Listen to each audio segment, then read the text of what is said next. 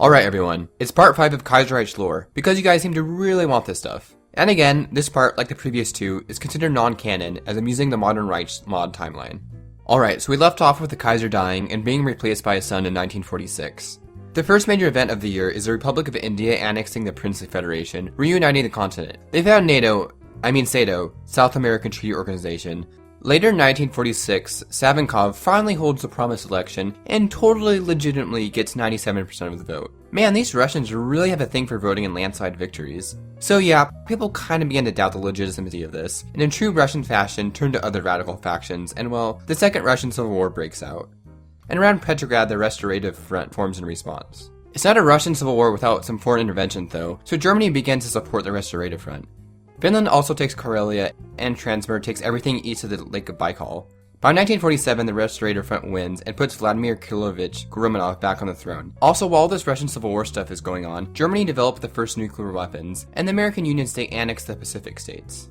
In 1948, the Entente finally does something and coups the government of the German puppet of Octanasia, which gets annexed by the French government in exile. And Germany was just like, well, you did just commit an act of war, but we'll let that slide because reasons?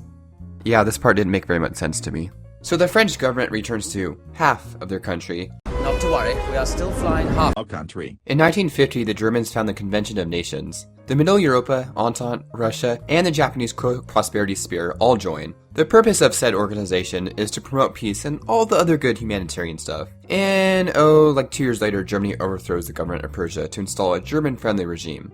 Later in 1955, Germany also turns the Middle Europa into the Europa Föderation. Basically, this turns the Middle Europa from being a more militaristic alliance to an economic one. But Germany still isn't done with creating international organizations, when in 1957 they, along with the AUS, USCA, the Entente, and Japanese Spear, all joined together to form the World Treaty Organization. In response to this, Russia and friends create the Moscow Security Council, and I guess SATO is still there too.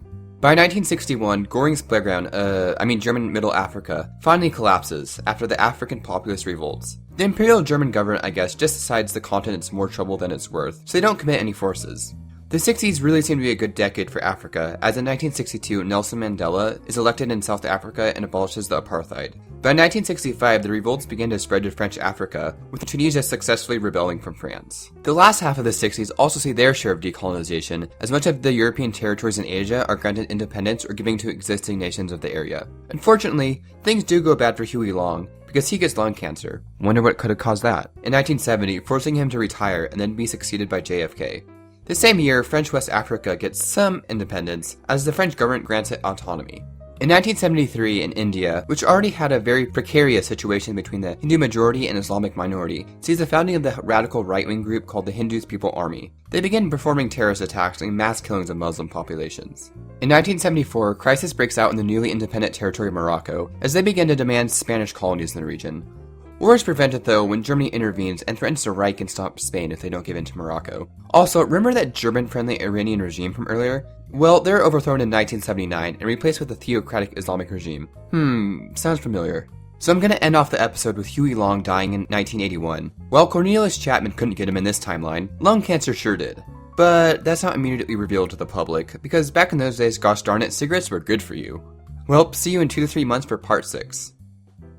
Thanks to patrons Trotsky's Daddy, Skylar Weston, Andy Luke, Amit F.A. Simchek, AP Terminator, and Helipilot.